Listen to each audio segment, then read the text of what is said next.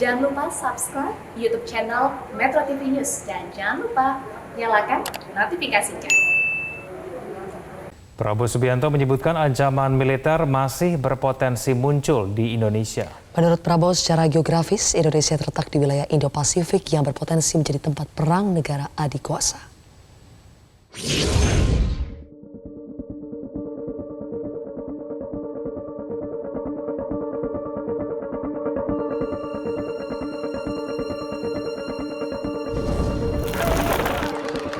Menteri Pertahanan Prabowo Subianto mengatakan ancaman militer masih berpotensi mengganggu kedaulatan Indonesia dan membahayakan keselamatan rakyat Indonesia.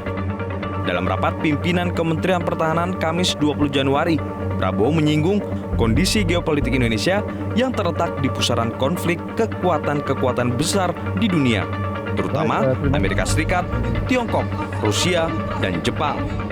Karena itu Prabowo memastikan kebijakan penyelenggaraan pertahanan negara akan difokuskan pada strategi menangkal berbagai potensi ancaman tersebut. Ancaman militer diperkirakan masih berpotensi muncul dan membahayakan kedaulatan negara, keutuhan wilayah negara, dan keselamatan segenap bangsa.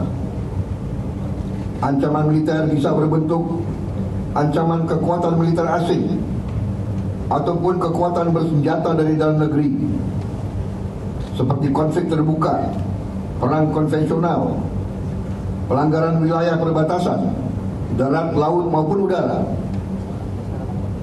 separatisme, dan ancaman infiltrasi, intelligence, dan spionase.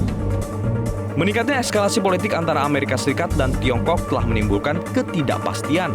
Pakar pertahanan Andi Wijayanto saat menjadi ahli dalam sidang gugatan komponen cadangan di Mahkamah Konstitusi bahkan menyebut potensi perang terbuka antara dua negara adikuasa dapat terjadi dalam waktu dekat. Menurut Andi, Tiongkok telah menyusun renstra pertahanan yang bertujuan untuk menguasai kawasan Asia Pasifik, khususnya di Laut Cina Selatan dan Guam. Renstra ini diwujudkan melalui peningkatan industri pertahanan secara masif dan rangkaian aksi provokasi di Laut Cina Selatan. Di tahap kedua, renstranya Cina 2000 sampai 2020, mereka siap menggelar kekuatan memenangkan perang Laut Cina Selatan. Nanti di tahun 2020 sampai 2050, mereka siap menggelar kekuatan menang perang di dua titik sekaligus sebagai patokannya, yaitu Guam di Samudra Pasifik dan Diego Garcia di Samudra Hindia. Nah, ini yang membuat saya, perangnya kemungkinannya akan bertambah. Dan Indonesia harus secara dini menyiapkan untuk itu.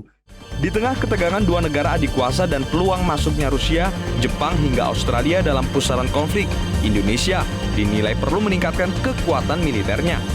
Berdasarkan data Global Firepower, militer Indonesia merupakan yang terbesar ke-8 di bawah Amerika Serikat, Rusia, Tiongkok, India, dan Jepang.